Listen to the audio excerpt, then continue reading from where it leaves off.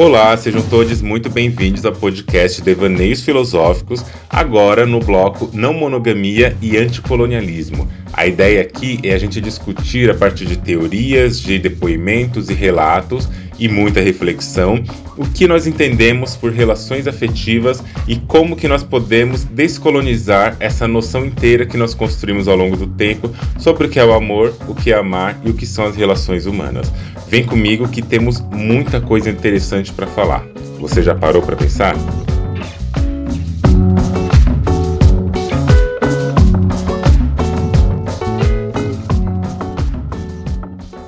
Quando vivem apenas na mente, as ideias culturais são fracas, precisam cristalizar-se em torno de objetos, ritos de interações e instituições. A cultura, em outras palavras, encarna-se nas práticas sociais e precisa funcionar nos planos prático e teórico, precisamente em suas maneiras de vincular esses níveis. Assim, ela se estende de sistemas complexos de pensamento até atos corriqueiros da vida cotidiana. Somente no contexto de uma estrutura prática é que um discurso teórico se integra nas concepções comuns do eu. A narrativa terapêutica da autorrealização tem uma ampla penetração por ser praticada numa grande variedade de locais sociais, como grupos de apoios, programas de entrevistas, aconselhamentos, programas de reabilitação, seminários remunerados, sessões terapêuticas ou a internet. Todos são lugares para a atuação ou a reatualização do eu. Alguns desses lugares assumem a forma de auto-organização na sociedade civil,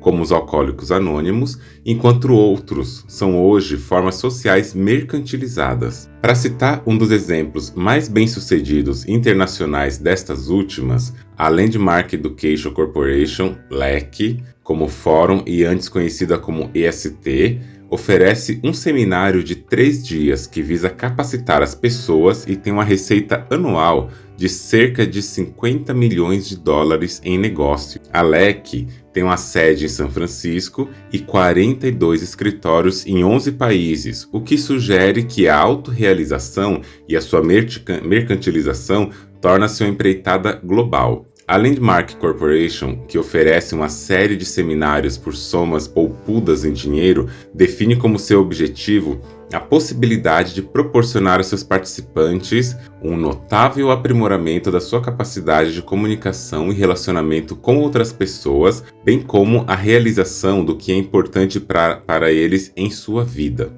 Para efeito dessa pesquisa, participei de um desses seminários. Durante os 3 dias, a narrativa da autorrealização foi acionada mediante a solicitação de que os participantes se concentrassem em algum aspecto disfuncional da sua vida. Os exemplos de como se produzia essa narrativa incluíam: sou solteiro ou solteira, não consigo encontrar uma parceria, tive muitos namorados, mas não consigo me comprometer com nenhum deles, faz 5 anos que não falo com meu pai porque ele não aprovou meu estilo de vida, estou insatisfeito ou insatisfeita no trabalho e não consigo fazer nada a esse respeito. E dentre esses aspectos disfuncionais, de que criasse um sistema de analogias entre aspectos diferentes e supostamente recorrentes de sua vida e de que adotassem uma narrativa de autorrealização para reformulá-la.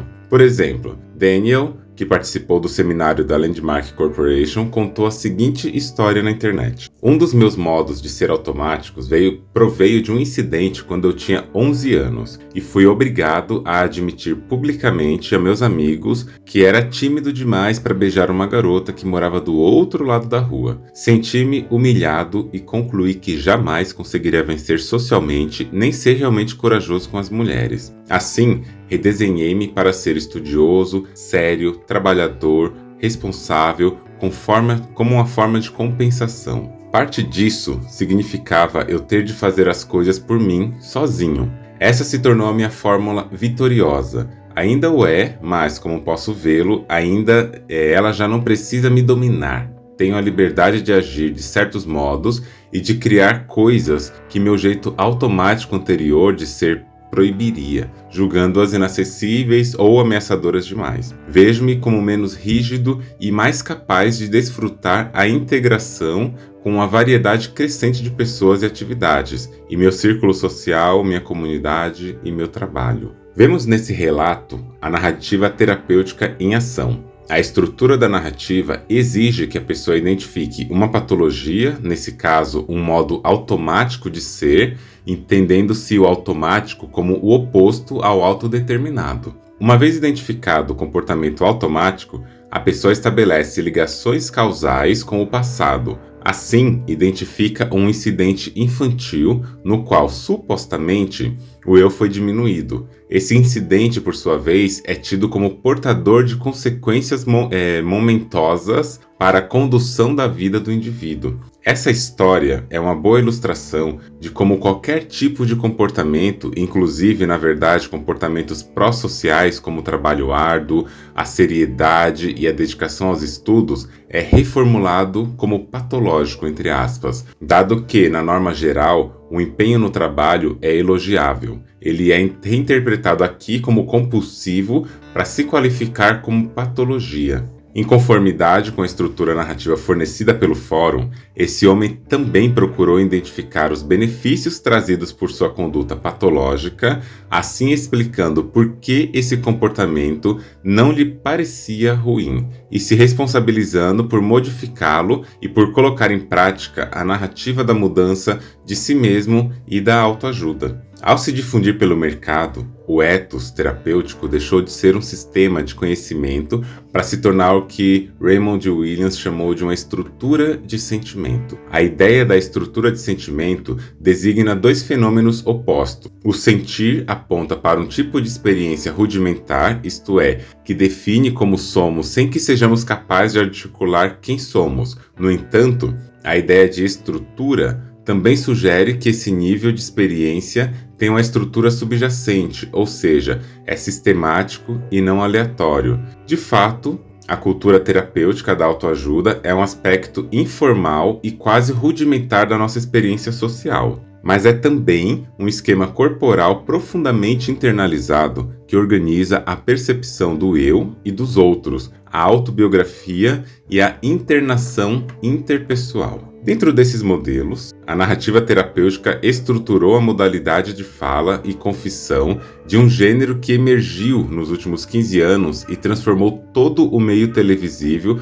a saber, talvez e com mais evidência, os programas de entrevista. O exemplo mais famoso e bem-sucedido desse gênero televisivo é o programa da Oprah Winfrey, visto diariamente por mais de 33 milhões de pessoas. É notório que Oprah tem usado um estilo terapêutico de entrevistas e promovido intensamente o estilo terapêutico de autoaprimoramento. Eis um exemplo de como, à semelhança do Fórum, seu programa oferece a seus convidados uma narrativa terapêutica com que estruturar a maneira como eles próprios compreendem seus atos. A narrativa do sofrimento psíquico reformula as biografias de sucesso como biografias em que o próprio eu nunca está propriamente pronto e nas quais o sofrimento da pessoa passa a constituir sua identidade. Na nova autobiografia terapêutica, não é o sucesso que move a história, mas antes exatamente a possibilidade de que o eu possa se desestruturar em meio ao sucesso mundano.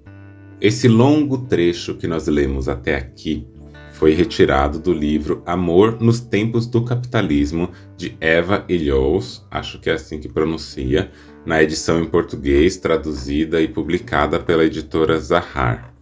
Eu trouxe esse tema, esses assuntos que a gente viu, para a gente pensar uma outra coisa que, na minha perspectiva, se conecta muito com isso que foi falado até agora, que é esse lugar da promoção de uma psicologização da pessoa, do indivíduo, da sociedade, e para mostrar como, a partir de certas narrativas que elas vão entrando no conjunto social, que elas vão entrando na nossa crença, principalmente na nossa crença subjetiva, individual, que a gente acredita que é só nossa e que não está sendo compartilhada por todo mundo, na nossa ingenuidade, essa crença que vai movimentar os corpos, que vai movimentar as pessoas e movimentar as ações, elas vão produzir no conjunto da obra, com todas as pessoas agindo e assimilando e reproduzindo certas narrativas, um discurso. Discurso não é só algo que é falado. Discurso é aquilo que é, a partir de um conjunto de crenças, ideias, narrativas, imagens e subjetividades,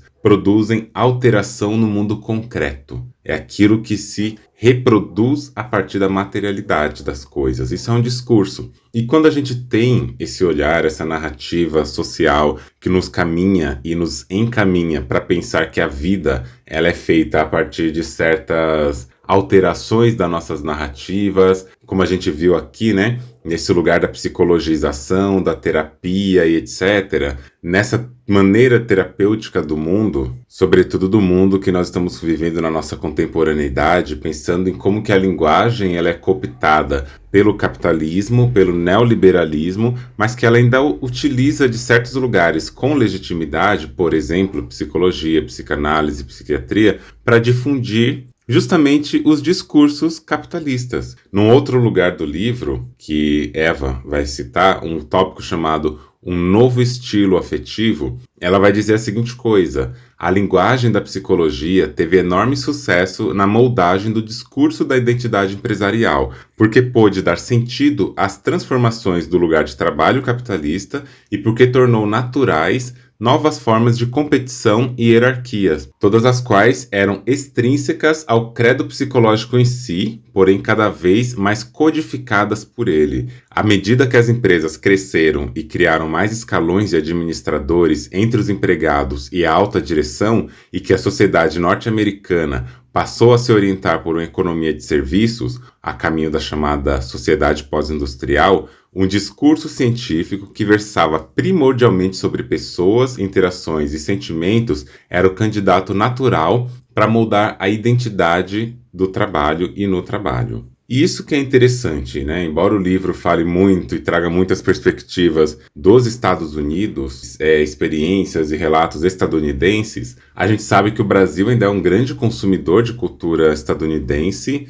e, em muitos casos, tecnologicamente e também de certos consumos de vida, estilo de vida, ele acaba sendo também refém dos Estados Unidos, historicamente também, né? Esse é um detalhe. E como que essas dinâmicas vêm até o Brasil, e como que aqui no Brasil, se a gente quiser pensar só no nosso cenário aqui, essas coisas também se postulam no campo afetivo e que vai produzindo sobre o afeto, sobre a maneira de interação em sociedade e sobre o modo como nós enxergamos o mundo, um lugar onde a gente acaba, sem perceber às vezes, capitalizando o afeto, capitalizando o desejo. O que quer dizer capitalizar? Quer dizer produzir algo que vai gerar lucro. Produzir algo que, nesse discurso psicológico que a gente vê, nesse discurso afetivo, vai primeiro individualizar o afeto, vai individualizar as escolhas do sujeito e vai transformar este sujeito, esta pessoa, em uma pessoa que supostamente tem direito sobre todas as suas escolhas, que consegue, de fato, modular sua vida e planejar sua vida como se ela vivesse descolada de todo o restante. É aí que entra essa noção de que a utilidade, o utilitarismo, ele ganha cada vez mais espaço, cada vez mais abertura e cada vez mais aderência, vamos chamar assim, nas nossas formas de amar. E não é só dizer que, tá bom, as pessoas neoliberais são as pessoas que produzem o amor, o afeto e o desejo somente nessa ótica. A noção de capitalização afetiva, e isso é importante, eu penso, a gente ter em mente, ela tá para muito além das pessoas. Está para muito além do modo do posicionamento político, muito além da formação que cada pessoa tem. Uma coisa que eu gosto de repetir: o colonialismo e com ele o capitalismo, eles têm uma grande coisa que produz desses discursos e nessas dinâmicas e tecnologias a sua grande preciosidade e talvez explique por que atravessa tantas gerações, tantos séculos e se instrumentaliza cada vez mais. Isso porque o colonialismo, ele atravessa e ele penetra em qualquer corpo. Colonialismo deve ser uma das coisas mais inclusivas que existem. Colonialismo não vai olhar para cor, para gênero, para identidade de gênero, sexualidade, se a pessoa tem filhos ou não, se a pessoa é rica, pobre, se a pessoa é cristã, ateia, não vai saber de nada disso. Não quer saber se você é cis ou se você é trans. O colonialismo, ele passa, ele perpassa, ele pode invadir, ultrapassar o limite de qualquer corpo, literalmente qualquer corpo. A diferença está quais desses corpos que são atravessados pelo colonialismo vão ter vantagens neste atravessamento e quais corpos vão perder espaço e perder vantagens neste atravessamento. Isso a gente percebe quando a gente olha para maneiras de vivência em sociedade onde pessoas negras reproduzem, não são racistas, mas reproduzem o racismo, onde mulheres acabam reproduzindo as lógicas e dinâmicas e até falas machistas e patriarcais. Onde a gente vai perceber pessoas LGBTs, homossexuais, ou então pessoas trans, reproduzindo discursos da cis-heteronormatividade. Estas pessoas, necessariamente estas pessoas, são importantes para o sistema. É importante um sistema capaz de anestesiar as pessoas que estão nele e principalmente, de se autogerir. E isso a gente viu aqui no texto também. A gente viu que tem essa perspectiva na produção dialógica e constitutiva da nossa sociedade, que é organizar o pensamento ao redor de uma autogestão. Pessoas que conseguem se autogestionar vão acreditar que de fato elas têm o poder. Aquela frase, sim, você pode tudo o que você quiser, você é livre para poder escolher o que você quiser e etc. É uma dessas dinâmicas, uma dessas proposições que faz com que você, pessoa individual, realmente acredite que o mundo ele gira ao seu redor e se quiser pensar que talvez a pessoa chegou num lugar que até acredita que o mundo não gira ao redor dela, ela acredita que ela é capaz de fazer tudo que ela precisa só se ela quiser. É o famoso merecimento, a meritocracia. Tudo isso vai organizando a sociedade capitalista e neoliberal no sentido de que a gente vai acreditando pouco a pouco, passo a passo, dia após dia, na nossa autogestão, na nossa capacidade solo de manutenção, tanto das nossas questões sociais, pessoais, trabalhistas, mas onde eu acho que entra o maior perigo, nas nossas questões afetivas. O afeto é um lugar onde a gente precisa compreender um pouco mais, e ainda é um lugar pouco trabalhado, por mais que se diga muito essa palavra, ele é pouco trabalhado ainda nesse campo, onde a própria influência capitalista, a própria influência neoliberal e religiosa e tudo mais, está aí fazendo e produzindo afetos de vários tipos, de várias significações. Portanto, pensar aqui, para a gente começar esse diálogo, mesmo que a gente esteja aqui nos seus 16, 17 minutos, mais ou menos, pensar esse diálogo, como que a gente pode pensar a vida, o afeto, o nosso amor, o nosso sentimento de inclusão e pertencimento de grupo, enquanto algo profundamente, e leia com negrito, profundamente enraizado na lógica do neoliberalismo. O nosso amor em tempos de capitalismo, como é o título do livro, os nossos afetos de modo neoliberal, ele tende a fazer certos apagamentos. Ele vai apagar certos campos da vida que sem esse apagamento não seriam colocados dentro dessa utopia, dessa ideologia utópica, que é o neoliberalismo, que é a meritocracia, que é essa noção capital dos afetos. Ele vai apagar a raça, vai apagar o próprio corpo mesmo da pessoa, a corporeidade, se a pessoa é uma pessoa gorda, se é uma pessoa com deficiência, se é uma pessoa neurodivergente, vai apagar o status, a classe social, a localização geográfica, a transgeneridade, vai apagar a sexualidade e muitas outras coisas. E não é que vai apagar tirando do cenário, vai apagar em que aspecto?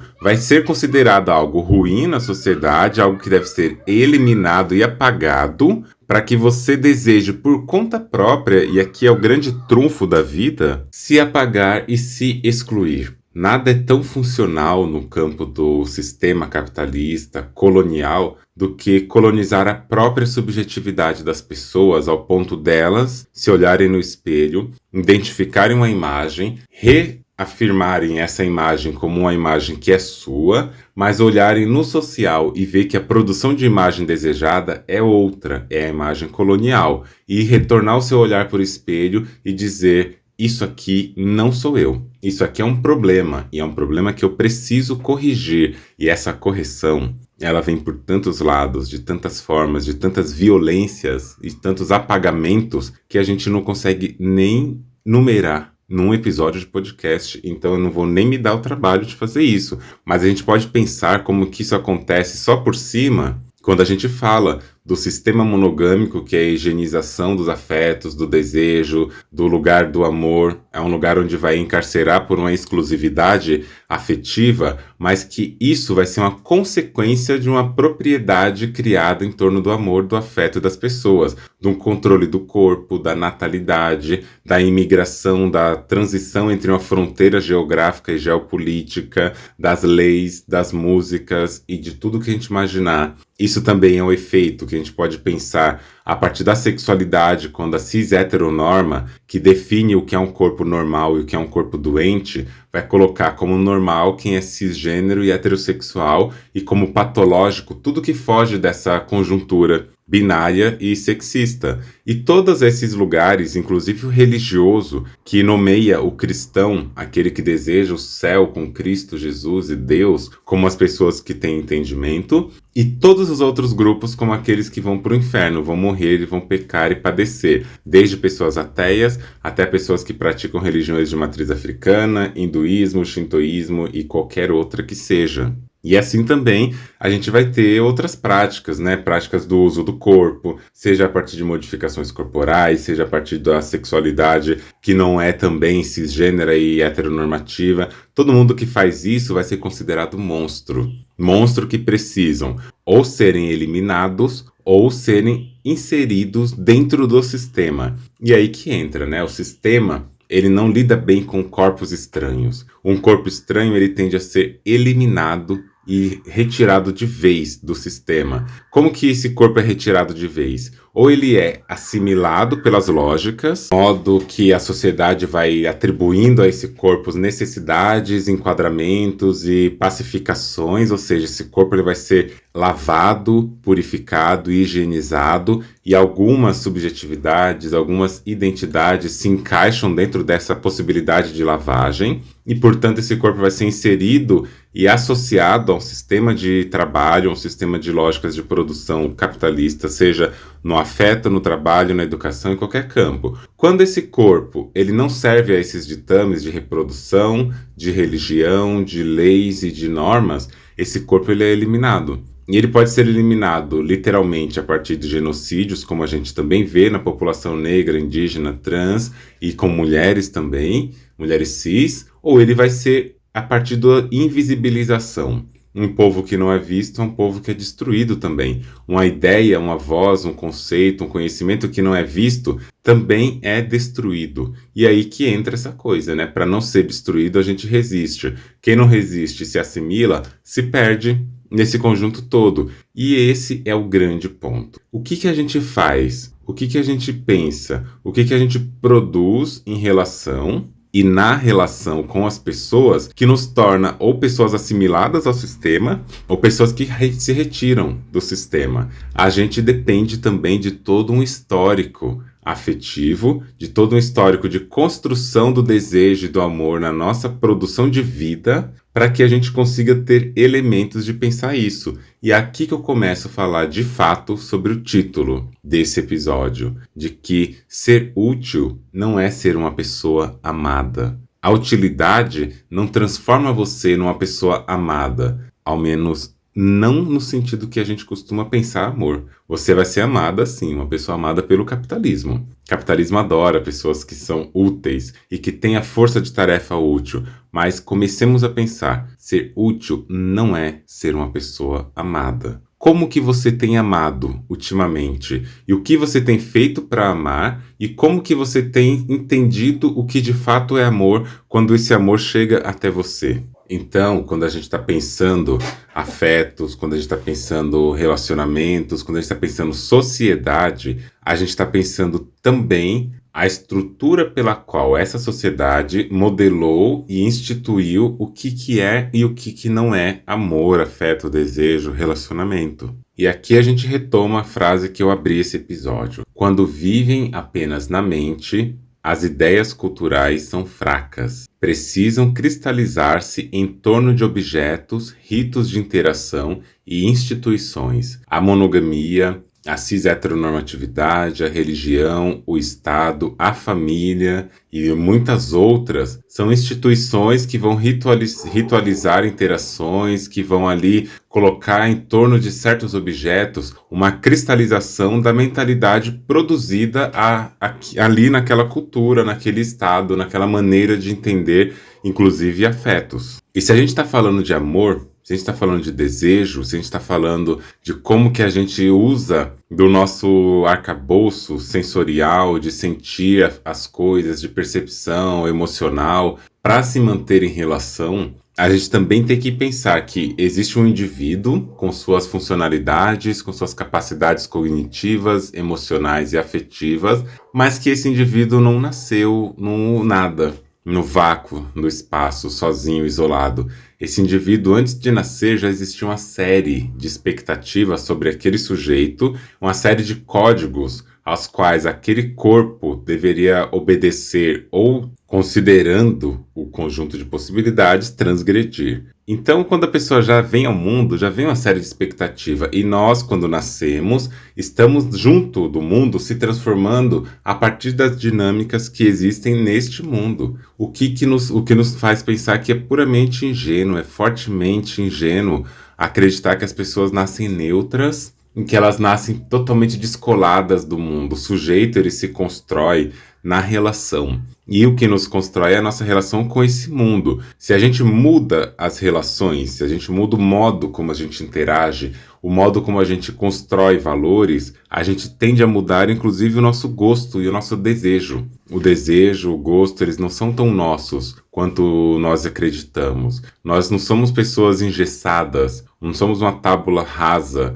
que já nasce com todas as informações e a partir dali, pronto, é só manter o jogo. Nós somos pessoas, criaturas, organismos com muita plasticidade, seja neuronal, seja plasticidade de aprendizagem e plasticidade de comportamento. Nós temos essa plasticidade para poder se transformar ao longo do tempo. Só que é uma transformação que, considerando a dinâmica e o discurso vigente na nossa sociedade ocidentalizada, nós temos que ter um processo quase ativo de ruptura dessa normatividade. E quem se propõe a romper essas normatividades se questiona, tende a sentir um pouquinho até mesmo de tristeza, de angústia e de sofrimento, mas que faz parte do jogo quando a gente se propõe a isso. E é nesse sentido de que, se nós estamos aqui, sujeitos nas relações e sujeitos no mundo, quer dizer que não é de se estranhar e não é nem um pouco absurdo pensar que as lógicas que constroem a nossa sociedade recente e atual é uma lógica que também pode participar do modo como a gente organiza ideias, pensamentos, desejos e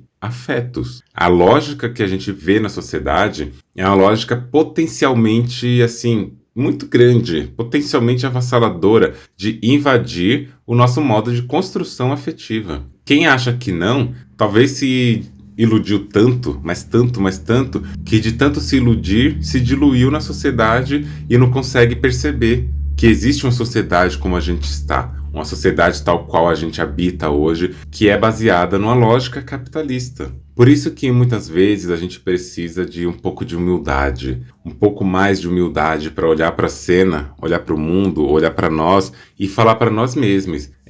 Eu acho que eu estou aqui dentro de um sistema que coopta identidades, que dilui identidades e provavelmente eu tenho partes da minha identidade que eu não conheço, partes da minha identidade que estão diluídas nesse lugar de organização do mundo e que eu tenho que pensar um pouco mais para entender quais são os pontos onde isso afeta. E aí, nesse lugar de que a utilidade no mundo é colocada como primeira coisa, é postulada como uma normalidade, ela vai ser colocada ali para ser uma forma de trabalhar em sociedade, a gente vai percebendo que muitas narrativas afetivas colocam no ato de se doar para o outro como esse mecanismo de pertencer a um grupo e de ser uma pessoa melhor. Na sociedade da patologia, bem-aventurada é a pessoa que se cura, né? E se você não tem patologia, o sistema coloca uma em você só para que você procure uma cura. E se a gente for olhar narrativas cristãs, desde muitos anos, muitos séculos, a narrativa cristã coloca esse lugar do amor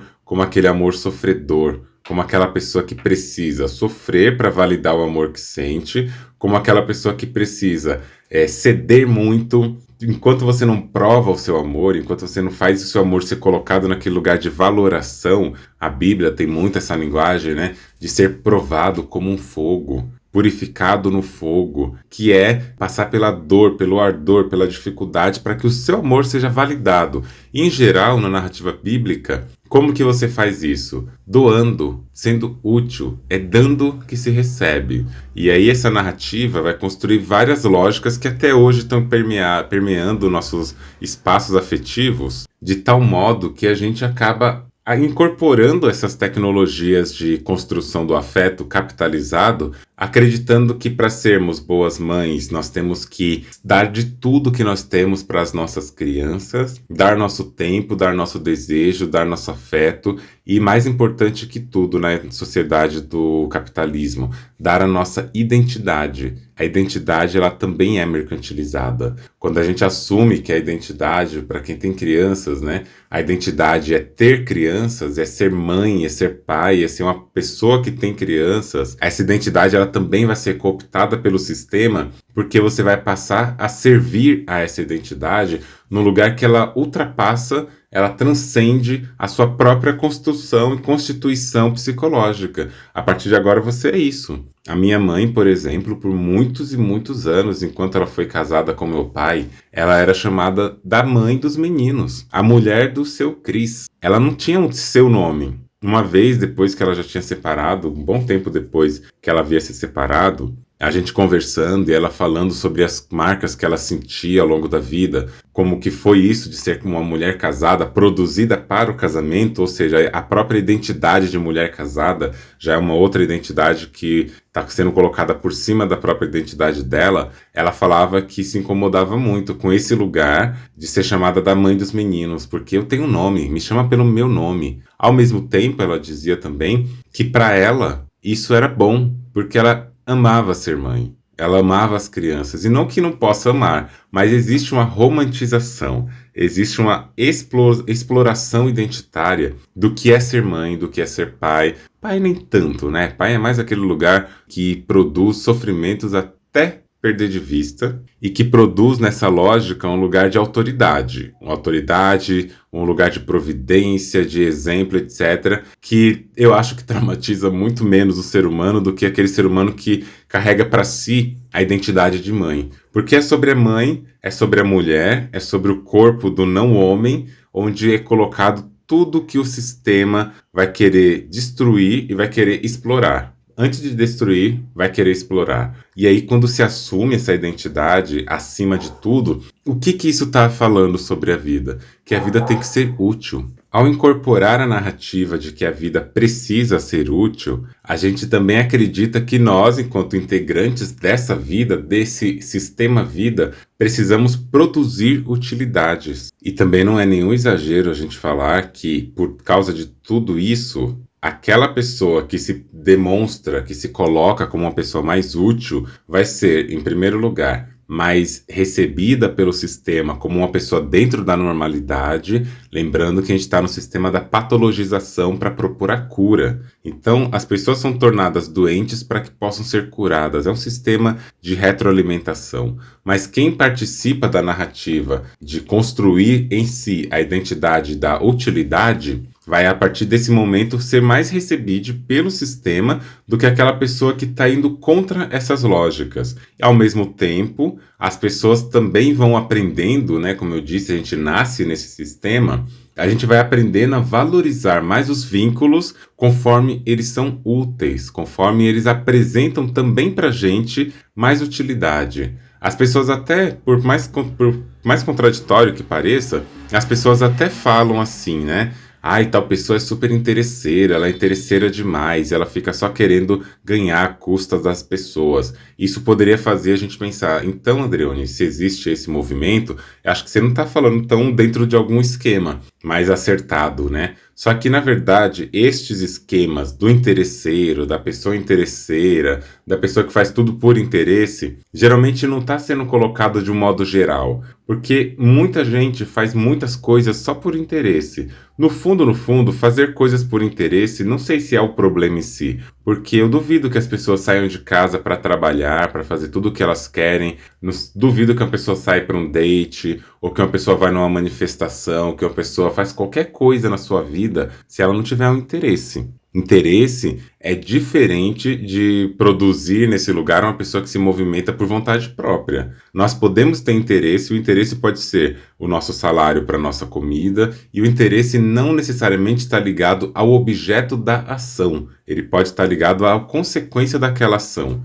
E aí a gente fala, todo mundo faz tudo por interesse. Todas as pessoas são interesseiras e é importante que sejam para viver. Só que o sistema pega alguns pontos aleatórios como lugar de interesse e colocam esses pontos como algo que vai fazer uma confusão, porque isso também é importante. Vai produzir na narrativa geral uma confusão de que as pessoas precisam desse lugar de ter uma punição. Olha, pessoas interesseiras são mal vistas, não são bem desejadas, para só construir uma cortina de fumaça em cima daquilo que realmente importa, que é o outro tipo de interesse, que é o interesse capitalista, afetivo, que está por trás da cena. E aqui eu vou trazer, por exemplo, algo mais da minha história, para a gente pensar sobre isso. A sociedade da utilidade é uma sociedade que vai, a partir de certas dinâmicas, construir, no ato de ser útil, um sentido de ser uma pessoa amada, né? Eu falo aqui do meu lugar de uma pessoa negra, de uma pessoa trans, e que venho de uma família de pessoas negras também,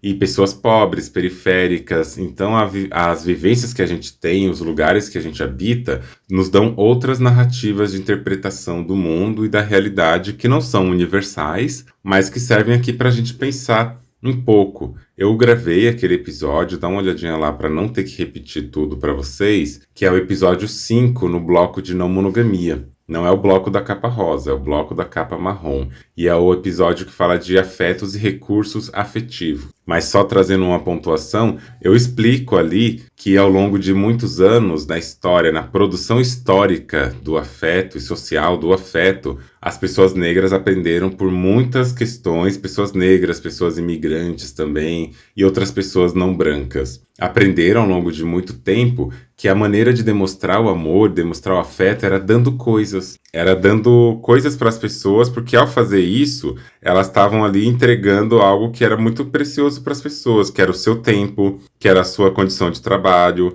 que era a sua expressão máxima do seu corpo. E as pessoas aprenderam por muito tempo a dar coisas como atos de serviço. E na minha família, como eu conto ali também naquele episódio, foi construído esse lugar onde, embora não tivesse uma demonstração afetiva expressiva, uma demonstração afetiva de um modo muito marcado, com eu te amo, muitos abraços, muitos carinhos e muitos afetos, tinha essa demonstração afetiva que perdura até os dias de hoje, que é dando coisas. E não é que isso é um problema necessariamente. Qual que seria o problema nessa coisa toda? O problema é o sistema que moldou as pessoas a fazerem isso. Eram pais e mães, no caso dos meus, por exemplo, que meu pai e minha mãe tinham o dia inteiro fazendo coisa. Meu pai o dia inteiro trabalhando na rua, fazendo trabalhos, eu e meu irmão trabalhando com meu pai também. Minha mãe o dia inteiro em casa para cuidar de 6 crianças. E era o dia inteiro ali pensando, fazendo, agindo, organizando, limpando, construindo, comprando, pagando, vendendo e arrumando coisas para a gente poder ter uma vida minimamente digna e com muitas dificuldades, muitos despejos, muitas ameaças e muitos cortes de luz também, muitas épocas de crise financeira, uma vida baseada, pautada na escassez financeira que produziu, consequentemente, a insegurança financeira. E essa insegurança financeira, que é uma insegurança relacionada a recursos e afetos e tudo mais, ela se transfere também para o modo como a gente interpreta o que a gente recebe do mundo. A gente não está aqui dizendo que afeto é dinheiro, né? Mas não tem como negar que a escassez financeira, a escassez de recursos, de moradia e tudo mais, não vão interferir a nossa maneira de entender o afeto. entender o que chega para nós enquanto algo afetivo. E nessa escassez de afetos, né, que vem baseada também sempre no medo da perda, ela tem muita reflexão próxima a essa escassez financeira, insegurança financeira, porque no fundo a insegurança que a gente sente é uma insegurança de perder o que a gente tem. E no medo de perder o que a gente passa a construir estratégias cada vez mais elaboradas para reter o que a gente tem. E aí que entra o grande lance, né, do sistema, por todas essas complexidades que a gente está vendo. A gente aprende que ter coisas, ter recursos, oferecer coisas é uma maneira de comprar segurança. É uma maneira de comprar, simbólica ou diretamente, o desejo, o afeto. E as pessoas acabam se construindo nesse lugar, se produzindo nesse lugar, para quê? Para que elas possam se sentir amadas, mas não necessariamente é desse jeito. Por muitos anos, por todas as minhas questões pessoais e de desenvolvimento da vida, da classe, da raça, eu aprendi que se eu quisesse ter alguém comigo, eu precisaria oferecer coisas para essa pessoa. Seja lá o que fosse, seja o recurso afetivo, né, oferecer atenção, oferecer carinho, oferecer presença, seja um recurso material, que é oferecer uma casa com comida, oferecer um lugar para essa pessoa, oferecer coisas materiais mesmo e simbólicas. E a gente vai crescendo nesse modo, e a gente também vai crescendo e aprendendo que as pessoas que fazem isso estão fazendo por o máximo de amor que elas têm, e às vezes elas estão mesmo.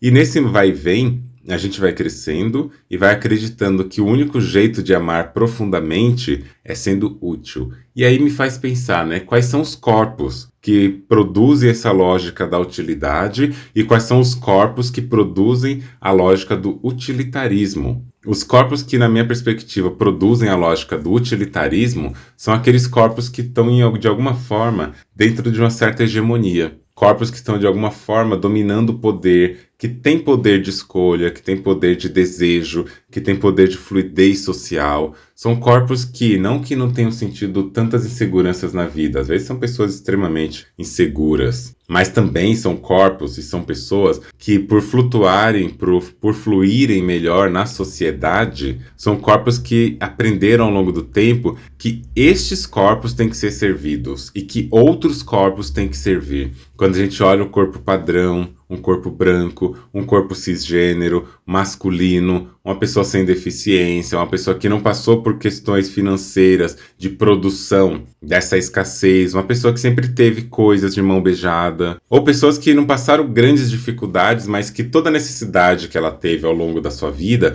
foi sendo suprida, foi sendo colocada em um lugar que ela não teve que se apegar ao ganhar ou ao dar coisas para ter que garantir algum lugar afetivo ou de sobrevivência. Isso que é importante. São pessoas que ao longo da sua vida, a significação do que é amor, do que é amar, do que é cuidado, do que é pertencimento, não passou por essa chave específica que é o valor que as coisas têm de acordo com o que a gente dá ou recebe. São pessoas que vão sim ser muito capitalistas em outros lugares, querendo ter lucro, porque sempre aprenderam a ter coisas sem ter que se preocupar, então se faltar alguma coisa o mundo está girando errado. Só que o modo como elas entendem o amor não é esse amor de dar, é o amor de receber coisas. E aí a gente vê, né, como que esse sistema funciona nos relacionamentos heteronormativos, cis-heteronormativos e cis-heterossexuais também, onde o homem é aquela parte da relação em que ele tem que conquistar a pessoa, a mulher, no caso cis-heterossexual,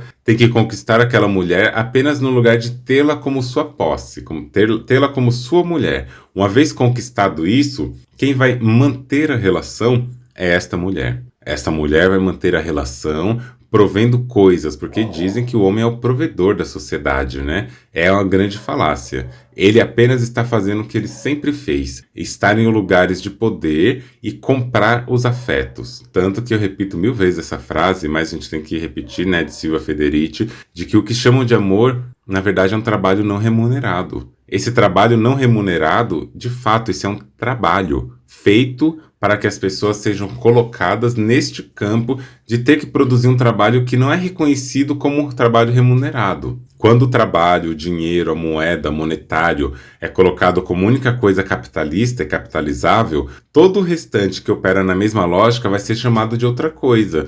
Vai ser chamado de afeto, vai ser chamado de amor, vai ser chamado de carinho, mas que custo tem tudo isso para ser produzido e quais são os corpos que produzem isso? E é nessa lógica que, se de um lado nós temos os corpos que ocupam esse lugar mais hegemônico da sociedade, de transição, de transitoriedade, de fluidez social, e são corpos que têm que se preocupar com outras coisas na sua vida e que estão muito mais acostumados a serem servides do que a servir, do outro lado a gente também tem as pessoas que estão acostumadas a servir. E não é que elas fazem isso porque são idiotas e porque não pensam e porque não elaboram os seus sentimentos. Elas fazem isso porque elas aprenderam que se fizer isso, elas vão ter o amor. Se fizer isso, vão ter afeto. Se fizer isso, vão ser amadas. E aprendem nesse lugar. E aprendem que só assim pode funcionar. Eu tive algumas relações que eu percebia como que isso acontecia, tanto nesse jogo do lugar que é um aprendizado, que ele é produzido na lógica de é assim que eu entendo amor e eu não estou conseguindo amar de outro jeito, quanto no lugar em que esse amor e esse afeto ele é produzido num lugar quase de barganha. E para ilustrar mais ou menos, nesses dois relacionamentos, nenhuma dessas pessoas eram pessoas negras, eram pessoas que vinham de uma classe média, que sempre tiveram as suas coisas, pessoas que ganharam o carro dos pais, pessoas que tiveram a sua oportunidade de cursar uma universidade pública também, de estudar e que foram ali se preocupando com questões da vida, mas que não passaram pela escassez. No primeiro exemplo, eu lembro muito bem de que existia uma identificação entre mim e essa pessoa, que é uma pessoa amarela, né, nesse primeiro exemplo também, nos dois exemplos que eu estou separando aqui hoje. E nesse primeiro exemplo, essa pessoa tinha um comportamento, tinha um modo de ser que, sempre que podia, a pessoa queria ser útil, fazer coisas, ajudar a fazer isso, ajudar a fazer aquilo, e quando a pessoa não fazia, a pessoa se sentia mal, a pessoa se cobrava, a pessoa chegava a ter comportamentos mesmo de uma servidão, em que sentido, né? Que eu me identifico muito nisso, que é nesse lugar de que eu vou visitar uma pessoa, eu vou levar alguma coisa, a pessoa vem me visitar, eu vou fazer alguma coisa por essa pessoa, eu nunca deixo aquela pessoa com trabalhos, com coisas para ela fazer sozinha. Então, se eu vou na casa de alguém para a gente fazer um almoço, eu pergunto o que eu posso levar, o que eu tenho que levar. Se a pessoa diz, não precisa trazer nada, quando eu chegar lá eu vou querer ajudar, eu vou querer participar, eu vou querer ser útil. E essa pessoa que eu comento também tinha esse mesmo lugar de comportamento.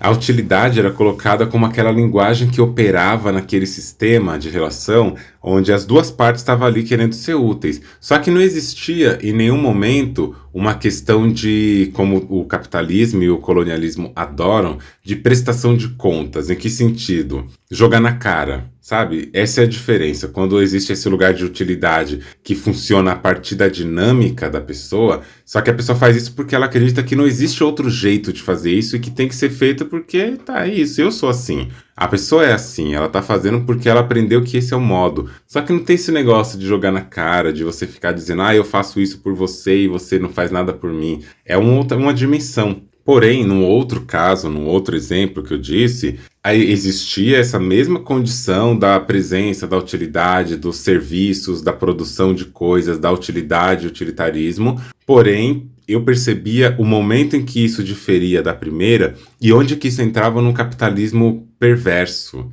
Um capitalismo que produzia uma lógica cristã de culpa, de culpabilização, a partir do momento em que os atos de serviço ali, eu não estou falando das linguagens de amor, porque eu vou fazer um episódio só para criticar as 5 linguagens de amor, me aguardem. Mas eu falo sobre os atos de serviço serem mobilizados e instrumentalizados como uma maneira de culpa e, logo, uma maneira de retenção afetiva. E isso é importante a gente saber. O patriarcado, o cispatriarcado, o heteropatriarcado, eles atualizam cada vez mais as suas maneiras de retenção dos afetos a partir da culpabilização. Eles querem comprar os afetos, eles compram no lugar de dívida mesmo, você deve. algo a alguém. Então você vai precisar pagar esse algo. Se você fez isso, você tem que pagar por isso. E a gente cresce, né? Dependendo da nossa origem, da nossa construção, a gente cresce aprendendo que nós temos que pagar dívidas, que nós somos eternas pessoas devedoras do sistema e que temos que pagar tudo. E isso, somado à culpabilização, torna a gente presas fáceis para um sistema de dominação. Então essa outra pessoa, dessa relação também de classe média, com toda uma vida produzida ali para acolher essa pessoa, por mais que tenha sofrimentos, né, toda vida tem, mas que era uma realidade assim totalmente de construção, totalmente diferente da minha. A pessoa tinha um ato e o costume de fazer coisas e fazia muitas coisas, só que em todas as oportunidades possíveis a pessoa jogava a coisa na cara. Não, porque eu fiz isso por você. Não, porque eu nunca fiz essa coisa por outra pessoa. Porque eu só faço isso quando eu considero a pessoa um vínculo muito próximo. Ah, porque eu não apresento não sei quem para não sei quem. Porque eu não coloco no meu círculo de amizade pessoas que eu não considero muito. Então vai tendo toda essa manipulação. Isso é uma maneira de manipulação, que é fazer coisas de um modo que você seja presa, você seja uma presa fácil e de que você seja uma pessoa que vai ter o seu desejo, o afeto e o seu amor colocado num banco mesmo, de dívidas. Você vai ter uma dívida com aquela pessoa para cada ato. Então, a utilidade não marca um lugar de amor. Só que é aí que tem um golpe, né? Essa pessoa que faz esse lugar de produção da utilidade a partir da culpabilização, da produção da dívida e da manipulação, vai exigir que você retorne para ela também com um ato de utilidade. E você começa fazendo esse lugar de utilidade, esse lugar onde você acaba recompensando tudo que essa pessoa fez, e você vai se sentindo uma pessoa que está sendo amada por isso, que é, eu estou fazendo tudo aqui por essa pessoa e a gente está se dando tão bem, a coisa está tão bonita, essa pessoa me ama muito, olha o tanto de coisa que ela faz para mim, olha como ela se preocupa comigo, olha como ela tem uma preocupação com a minha saúde, com o que eu vou comer, tá preocupada com um monte de coisa. Não necessariamente isso é amor. Óbvio que existem casos, né, de que pessoas podem sim fazer questões de ceder coisas, de dar coisas, de fazer atos de serviço para você, de construir uma vida mútua nesse lugar de pessoas que se compartilham entre si suas conquistas, seus desejos, seus ânimos, seus recursos, e tá tudo bem se for assim. Não tem um problema necessariamente nisso. O problema é quando a utilidade é colocada como representação única do amor e a gente vai acabar não percebendo quando forem outros casos usados com perversidade, usado num sistema de manipulação. Eu aprendi por muitos anos com a vivência com meu pai. Ele tinha um comércio, né, uma loja de materiais eletrônicos, e volta e meia chegava lá um policial ou outros policiais, como eles sempre fazem nesses coxinhas, e onde vende comida eles comem comida, onde não vende comida eles querem alguma coisa lá também nessa lógica da utilidade, né? Então o que eles faziam? Eles faziam favores pro meu pai, qualquer tipo de favor, eu não vou mencionar aqui para não expor, né? Mas faziam favores, ou então chegavam lá, ficavam fazendo um certo tempinho a ronda na frente da loja, como se estivesse dizendo que está protegendo, estou oferecendo o serviço da proteção. Só que quando esses policiais precisavam de alguma coisa, aí do meu pai se falasse não, aí do meu pai se negasse o serviço que eles estavam pedindo, porque no fundo o que ele estava parecendo uma amizade, uma proteção, um cuidado, era na verdade mesmo só uma preparação de um terreno para que estas pessoas fossem amparadas. E dentro de um sistema que trabalha a culpabilização, que trabalha a dor e o sofrimento enquanto um representante do amor, a gente aprende que ceder é amar também. A gente aprende que ganhar coisas é ser amada, é ser amade, e não é. A gente precisa ter essa desromantização dos atos, desromantização das coisas, para que a gente não se torne refém. É muito comum, principalmente em pessoas que têm mais marcadores sociais da diferença, em relacionamentos, as pessoas que estão no lugar de subjugação em relação a outra, nessa desproporção, né, da desigualdade que existe na relação, uma das partes ser aquela parte que tem muito medo de perder a relação. E para não perder a relação, ela acaba sendo útil naquela relação. E ao ser útil, na relação que é tóxica, ela mantém a relação sem muitas brigas, sem muitos problemas, e com isso ela acredita que a relação tá boa. E aí é triste, né, gente? A gente crescer e produziam a vida inteira nesse lugar onde tudo que a gente consegue é só se a gente tiver uma utilidade. O que será que sobra da nossa vida, dos nossos afetos, dos nossos amores, quando a gente para de ser útil? Quando a gente começa a falar não? Quantas amizades, quantos relacionamentos, quantos locais de interação social a gente manteria se a partir de amanhã a gente parasse de falar sim para tudo e começasse a falar aqueles nãos que a gente tem vontade de falar? Quantas pessoas estariam com a gente se a gente rompesse com essa lógica do utilitarismo? Se a gente falasse assim, olha, eu não vou mais fazer isso porque isso aqui está funcionando dentro dessa lógica de culpabilização e eu não quero mais. Quantos relacionamentos se manteriam? Quantos relacionamentos continuariam acontecendo se você não fosse mais uma pessoa útil, se você não fosse mais uma pessoa que oferece para aquela outra parte só um componente utilitário? Será que as suas relações aconteceriam do jeito que elas acontecem hoje?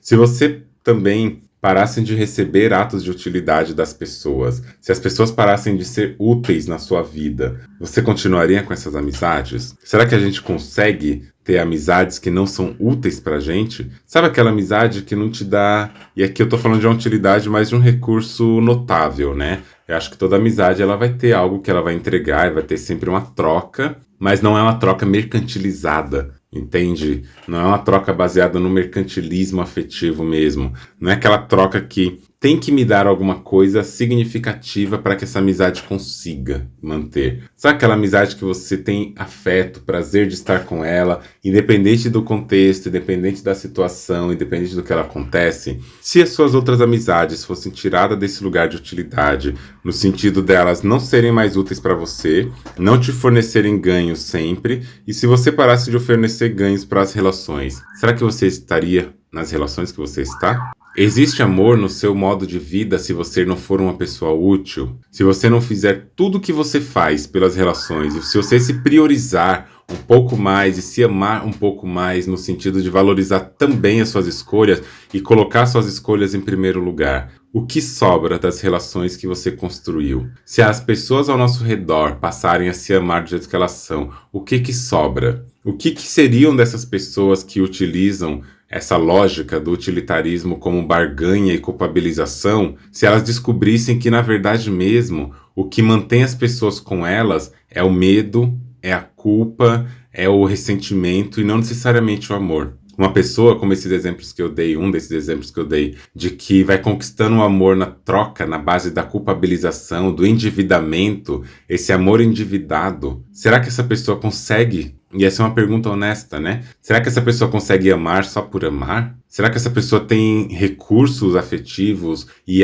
um arcabouço de possibilidade, de inteligência emocional, ao ponto de conseguir se manter em vínculos, sem que seja necessário para isso agir nesse lugar da utilidade, utilitarismo culpabilista? Porque aí a gente vê traços também de uma sociedade que acaba adoecendo as pessoas, a ponto das pessoas não conseguirem nem elaborar um afeto, nem ter um repertório para manter a pessoa com ela se não for comprando o afeto, se não for dando presentes para que aquela pessoa se sinta na dívida de retribuição. E aqui eu falo de presentes materiais, mas afetivos também. Pessoas que se colocam nesse lugar de que eu faço um sacrifício para estar com você e etc. Será que essas pessoas conseguiriam amar na calma? Será que a gente, será que você que me escuta agora consegue amar uma pessoa sem ter que comprar o afeto dela? Será que você consegue construir uma fertilidade da relação, uma germinação da sua relação, sem que você tenha que colocar uma plaquinha de propriedade ali, sem que você tenha que colocar selos da culpa para manter aquela pessoa refém ao seu afeto? Será que a gente consegue, isso é um ponto mais sensível, ser amado por quem nós somos? E aí é outra coisa. Será que nós aprendemos a ser amados por quem nós somos? Ou a gente teve que, a partir de uma vida onde nós construímos uma autoestima tão destruída, uma autoestima tão baixa por conta de todas as questões raciais, de gêneros, de maternidade, de gestação de crianças, de vida, de classe e de corporeidade e tudo mais? Será que por causa disso a nossa autoestima, a nossa autovalorização ela é tão precária que a gente não teve nem tempo de aprender a gostar de quem a gente é, e por isso a gente deduz que ninguém vai gostar da gente como a gente é, e que para que alguém goste de nós, o único jeito disso acontecer vai ser como? Comprando esse amor, comprando esse afeto. Homens cis héteros, homens cisgêneros têm uma dificuldade profunda de produzir o sentimento, o afeto, de demonstrar isso. Só que eles não precisam muito se preocupar, porque eles já aprenderam desde muito cedo a ocupar uma relação de poder de desigualdade na sociedade. Uma relação onde, mesmo sendo pessoas ridículas e medíocres em muitos casos, a autoestima deles é construída de um outro lugar. A autoestima do homem branco cis hétero é uma coisa assim medonha. Porque eles às vezes não têm absolutamente nada para entregar, mas eles sentem como se tivessem. Por quê? Porque eles são alguma coisa? Não, porque são patéticos, medíocres em várias instâncias, não todas as pessoas. Mas a sociedade, mesmo no silêncio, estimula estes corpos a partir de várias representações e valorizações a se amarem e a saberem que serão pessoas buscadas, serão pessoas desejadas e serão pessoas inseridas no mundo da desejabilidade. Os outros corpos, que são outros corpos de pessoas que não estão colocadas nessa hegemonia, que não estão dentro do padrão de beleza, mulheres que não são mulheres brancas dentro desse padrão de beleza, que não estão dentro de desejabilidades midiáticas, que é o que movimenta o mundo da imagem na contemporaneidade, são corpos, né? E não só mulheres, né? Pessoas negras, pessoas trans, pessoas com deficiências, pessoas gordas, porque a magreza também é colocada como um padrão de desejo. E aí a gente tem uma série de diferenças entre a hegemonia e os corpos que são dissidentes do sistema hegemônico. E como que, para estes corpos dissidentes, a autoestima, que é uma coisa muito importante e que ela se constrói no social, eu acho uma palhaçada esse negócio da autoestima no sentido da autovalorização. Uma pessoa que tem que ter o auto-amor. Essa coisa assim que coloca no sujeito aquela responsabilização de que este sujeito tem que se amar por conta própria. Eu acho isso de um grau tão patético, porque a gente não se constrói só. A gente não se constrói no silêncio. Como eu faço questão de falar muito e falei hoje, a gente se constrói na relação, é na sociedade. O nosso corpo ele vai ser entendido como desejável também a partir do momento em que a gente convive espaços onde este corpo é desejável e é desejado.